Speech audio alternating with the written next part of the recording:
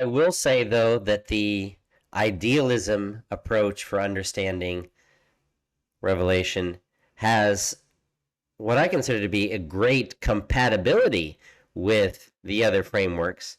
Not so much a contradiction, but actually fits together with the observations from the other frameworks. Because if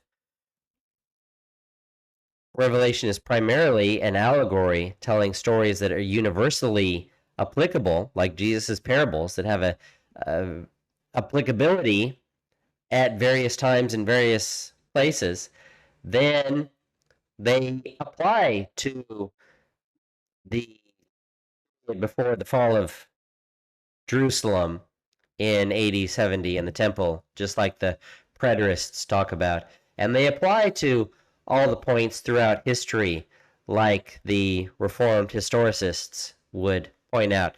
And they apply and perhaps even have an ultimate epitomizing climactic ultimate fulfillment in the final future days and the final period, the last several years before the return of Christ, as futurism talks about. So there's actually not necessarily a contradiction. In some ways, the idealism approach is an umbrella over all of the others, such that if someone says, I really see this part of Revelation talking about the future last days, I don't disagree. Your observation may very well be right, and I still see valid in the idealism framework because these general the the the stories are telling general principles that, yeah, have an ultimate fulfillment at the end, have a preliminary fulfillment in the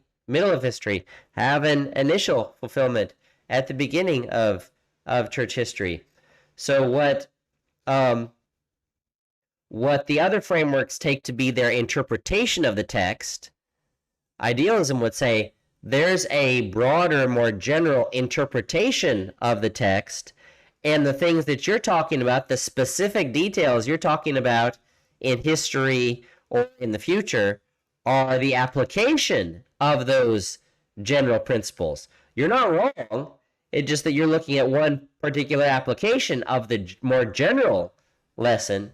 So if you really think one of these other viewpoints like futurism is true, I'm not even saying you're wrong. I'm just saying there may be more to the picture where Revelation is telling a story that that applies to the whole church age, and the end times meaning that you see is how those general principles reach their climax at the very end.